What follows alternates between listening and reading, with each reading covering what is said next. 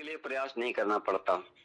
लेकिन जब लक्ष्य जो है से हम को भूलते हैं, तब जो है विषयों की ओर चला जाता है मन, तो वैराग्य वहां प्रबल नहीं हो पाता फिर।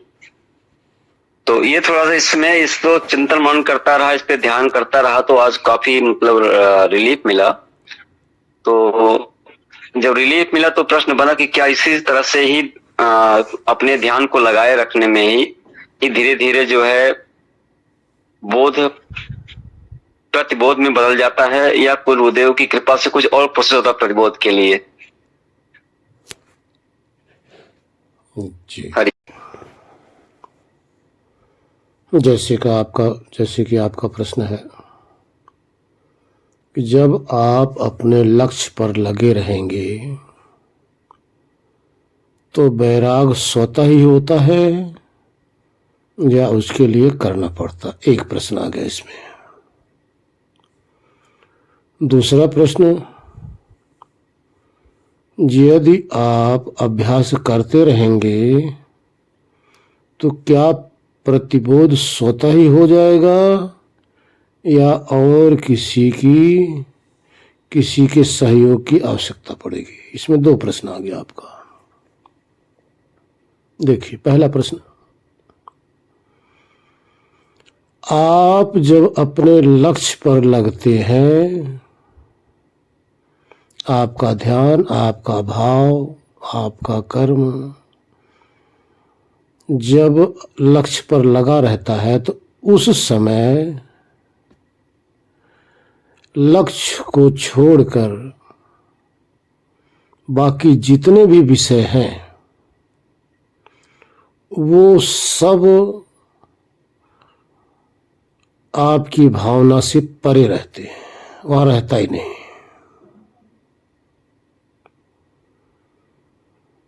जब आप जिस जगह आप जाने लगोगे तो बाकी सब जितना है अपने आप छूटने लग जाता है, छोड़ना नहीं पड़ता। ध्यान रखना, वैराग में छोड़ना नहीं पड़ता, आपको अपने लक्ष्य की तरफ चलना होता है। जब लक्ष्य पे चलोगे, सपोज करो आप ध्यान करते रहोगे, चिंतन करते रहोगे, अभ्यास करते रहोगे, तो इस समय आपको वैराग की आवश्यकता नहीं पड़ेगी, वैराग हो ही गया। वैराग का अर्थ दूसरा कोई चिंतन आने न पाए, दूसरा कुछ कोई विषय आने ही न पाए। आएगा तो तब जब आप अभ्यास छोड़ेंगे, अभ्यास छोड़ेंगे तब उसके बाद में सारे विषय आपके समक्ष आकर प्रस्तुत हो जाएंगे। उस समय आपको उधर से उदासीन रहना, ये वैराग है। लेकिन जब आप ध्यान करने लग जाएंगे तो स्वतः ही छूटेगा, उसमें छोड़ने की जरूरत नहीं पड़ेगी, स्वतः ही छूटेगा। बस आपको चलना है। नहीं चलोगे, जितना मर्जी आप इसको छोड़ने का प्रयत्न करो, ये आपका पिंड छोड़ने वाले नहीं है, समस्त माया मोह। इसलिए आप चलते रहो। जब आप ध्यान करते रहोगे तो ध्यान की एक अवस्थाएं होती है, स्टेज होता है। प्रारंभिक अवस्था में आपको बता दिया गया पहले भी, समाधि की 5 अवस्था है। जैसे जैसे एक विद्यार्थी है, स्कूल में दाखिला ले लिया, अब वो पढ़ने लगा, दिल लगाकर खूब पढ़ाई में ध्यान देने लगा, तो वो स्वतः ही एक क्लास को उत्तीर्ण करके दूसरे में चला जाएगा, फिर दूसरे को उत्तीर्ण करके तीसरे में चला जाएगा। इसी तरह से आगे जाता ही रहेगा। लेकिन जब पढ़ेगा ही नहीं, मेहनत करेगा ही नहीं, बैठा रहेगा, पढ़ाई पे ध्यान नहीं करेगा, तो जिस क्लास में है ना उसी में पड़ा रह जाएगा। इसलिए ध्यान करते जाओ, उसके बाद में आपका काम अपने आप ऑटोमेटिक ही होता जाएगा। क्योंकि पहले देखिए ध्यान में क्या है। ध्यान का अर्थ है अपने मन को बाहर से हटाओ, अपने लक्ष्य पे लगाओ। लक्ष्य पे लगाएंगे, पहले इसके अंदर तरह तरह के विकार हैं, गंदगी भरी पड़ी है विषय विकारों की। धीरे धीरे ये गंदगी साफ होगी। पहले जब जैसे जैसे इसकी गंदगी विषय विकारों की साफ होती जाएगी, वैसे आप के मन लग जाएगी ना, तो मन शुद्ध होने लग जाएगा। शुद्ध का अर्थ है विषय विकार की चाहत ही धीरे धीरे समाप्त होने लग जाएगी। जिस लक्ष्य पे आप लगे हैं उसकी स्मृति बनी रहेगी, उधर आप प्रेरित होते रहेंगे, उधर आप चलते रहेंगे। चलते रहेंगे तो आगे आगे अपने आप ही मन जैसे जैसे मन की वृत्तियां समाप्त होती रहेंगी, मन की गंदगी हटती रहेगी। मन की गंदगी फिर बता रहा हूं, विषय विकारों की चिंता, विषय विकारों का चिंतन, यही गंदगी है जो आत्मा को अपने स्वरूप में ठहरने नहीं देता।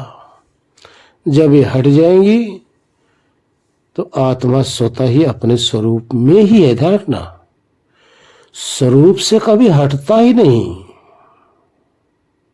कभी नामुमकिन, असंभव है कि आप अपने स्वरूप से हट जाए। ऐसा होता ही नहीं, हो ही नहीं सकता। अग्नि की उष्णता अग्नि से हट ही नहीं सकती, आत्मा की चेतनता आत्मा से हट ही नहीं सकता। फर्क इतना है जैसे अग्नि के अंदर आप खरपतवार डालते रहो तो वो खरपतवार को पहले जलाएगी, खरपतवार को जलाने के बाद ही अपने शुद्ध रूप में आएगी। इसी तरह से मन के अंदर ये जितनी भी चीजें हैं ये सब जलते रहेंगे तो इसकी वृत्तियां खत्म हो जाएंगी। तब ही आत्मा इनको देखना बंद कर देगा। आत्मा का अपने स्वरूप से बाहर हटने का अर्थ सिर्फ इतना ही है, आत्मा स्वरूप में ही है, स्वरूप से ही दूसरे की तरफ देखता है। अब दूसरे की तरफ देखना बंद कर दे, ये स्वरूप स्थिति है। दूसरे की तरफ देखना ये स्वरूप से भटकना है। लेकिन देखेगा भी स्वरूप से ही और बैठेगा भी स्वरूप में ही। यहां कुछ न देखे, कुछ न जाने, कुछ अनुभव न करे, अर्थात दूसरा अन्य न देखे, न सुने, न चखे, न अनुभव करे, तब उसको कहते हैं आत्मा अब सबसे उदासीन हो गया। अब अपने स्वरूप में ठहरकर अपने अस्तित्व का ज्ञान करता है, क्योंकि ज्ञान इसका स्वभाव है, स्वरूप है, तो उसी में मस्त रहता है। इसी का नाम प्रतिबोध है। अब आप अपने मकान के खिड़की पे बैठ जाओ, दुनिया आ रही है, जा रही है, बहुत कुछ हो रहा है, तरह तरह के पदार्थ दिखाई दे रहे हैं, तरह तरह के प्राणी दिखाई दे रहे हैं, तरह तरह के रूप, तरह तरह के शब्द आ रहा है, हवा के झोंके आ रहे हैं। अब इसको क्या कहो कि आप सो रहे हो? नहीं, इस समय आप दूसरे में लगे हो। अब यहां आप अपने शरीर की तरफ ध्यान नहीं जाएगा, अपनी तरफ ध्यान जाएगा नहीं, क्योंकि आपका ध्यान दूसरी तरफ है। अब आप करो, खिड़की बंद करो, खिड़की बंद करो, बिस्तर पे लेट जाओ। अब क्या हुआ? कुछ भी दिखाई देना तो बंद हो गया। और दिखाई क्यों देता था? क्योंकि खिड़की से आप ही तो झांक रहे थे। आपका झांकना बंद, सारे दृश्य गायब। ध्यान रखना, दृश्य को आप गायब नहीं कर सकते, दृश्य को आप समाप्त नहीं कर सकते, इस प्रकृति को आप जीत नहीं सकते। जैसे खिड़की से बैठे सब कुछ आप देख रहे हो, उससे आप जीत नहीं सकते। कितने को हटाओगे, कितने कहोगे मत आओ यहां? बहुत कुछ है, आपके बस की बात नहीं, हमारे बस की बात नहीं। हमारे आपके अधीन क्या है? खिड़की बंद कर लो, बस। कितनी देर लगा गायब होते? अब आप आ गए अपने अस्तित्व में। इसी तरह से मन, पहले तो बाहर की खिड़कियां बंद करनी होती है। बाहर की खिड़की क्या है? दोनों आंख, दोनों नासिका का छिद्र, दोनों कान का छिद्र, त्वचा का छिद्र,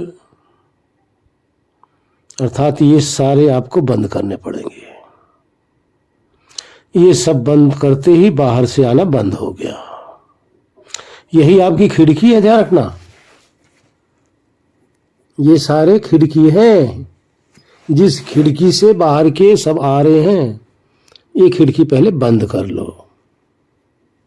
बंद करने के बाद में बाहर से आना बंद। अब आप बैठ जाओ। जब बैठोगे तो जो पहले के आए हुए हैं वो आपके मानस पटल में विद्यमान है। अब उसको आप सिर्फ रूपांतरित कर दो, इस माइंड को। किधर? इसमें जो आ रहे हैं उसकी चिंता मत करो, इसमें भरे हुए हैं, उसकी चिंता मत करो। अब आप रूपांतरित करके जो आप चाह रहे हो उधर लगा दो इनको। जो आपका लक्ष्य है उसके चिंतन में लग जाओ। जब आप लग जाएंगे तो ये जो खुराफात अंदर से आपने पहले अंदर भर रखा है, पहले ये डंक मारेंगे, बीच बीच में आएंगे, लेकिन आप अपने लक्ष्य पे अडिग रहिए। अडिग रहो, ये डंक मारना बंद कर देंगे। धीरे धीरे कमजोर हो जाएंगे, धीरे धीरे समाप्त हो जाएंगे। और फिर आप क्या है? आप निश्चिंत होकर, निष्कलंक होकर, शांत होकर, क्योंकि आपको अशांत किया है इस वृत्तियों ने, इस मन ने। फिर आपने चिंतन किससे करना है? बुद्धि के द्वारा। बुद्धि के द्वारा ही आप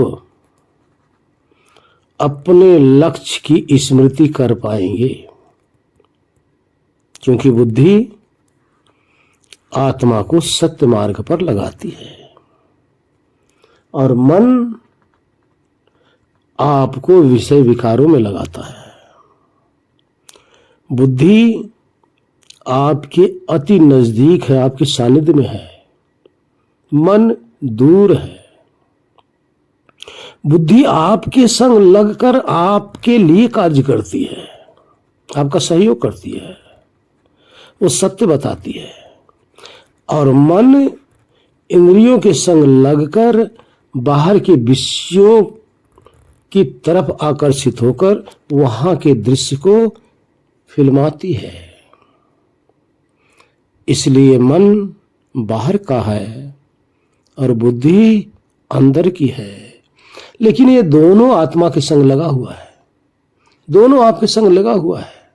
दोनों कार्य आपके लिए है, दोनों आपको प्यारी हैं और दोनों से ही आपने कार्य लेना है, एक से बाहर का, एक से अंदर का। इस तरह से आप हम करेंगे, क्योंकि बुद्धि अगर आपकी गई नहीं, बुद्धि का अर्थ जो आप चिंतन करना चाह रहे हो, मान लो स्वरूप का चिंतन करना चाह रहे हो, तो बुद्धि के द्वारा ही उसकी स्मृति होगी, बुद्धि के द्वारा ही उसका भाव बनेगा, अपना भाव। भाव बनाना बुद्धि का काम है। भाव बनता है आत्मा का, सहयोग करती है बुद्धि। तो इस तरह से अगर आप ऐसा करेंगे तो आपका भाव बनते बनते ये जो आपका जो मन है ये अपना दम तोड़ जाएगा। फिर बुद्धि के सहारे से, ध्यान रखना, सात्विक बुद्धि को ही समाधि कहते हैं। जब पूर्ण सात्विक बुद्धि रहती है तभी समाधि लग पाती है। और बुद्धि सात्विक ही होती है, बुद्धि तामसिक नहीं होती, राजसिक नहीं होती। मन तामसिक, राजसिक और सात्विक तीनों प्रकार का होता है, लेकिन बुद्धि नहीं। बुद्धि तो आत्मा का साथी है, सारथी है, ध्यान रखना, इसका मैनेजर है। मन तो लगाम है, बुद्धि जिधर खींचती है मन उधर भागता है। इसलिए इन दोनों के सहयोग से अपना काम आप कर सकते हो। ध्यान दो कि अब आपको अलग से कुछ नहीं करना है। जो आप कह रहे हो प्रतिबोध अब आगे चलते रहोगे, अपने आप ही होगा। प्रतिबोध के लिए कुछ अलग से नहीं करना है, सिर्फ यही करना है, करते रहोगे आगे। जैसे मन की वृत्तियां समाप्त हुई, बुद्धि ठहर जाएगी, आत्मा भाव में बहने लग जाएगा और वहीं फिर भाव के द्वारा अपना अनुभव करने लग जाएगा। हरिओम। इसके लिए आप एक बात और समझो, ये जो आत्मा रूपी तत्व है ना, खसम है ना, इसके साथ दो हैं। एक भजन के माध्यम से आपको सुना रहे हैं। भजन है, बलम संग सोई गई दुइनो जनी, बलम संग सोई रही दुइनो जनी, दुइनो जनी हो दोनों जनी, बलम संग सोई रही दोनों जनी।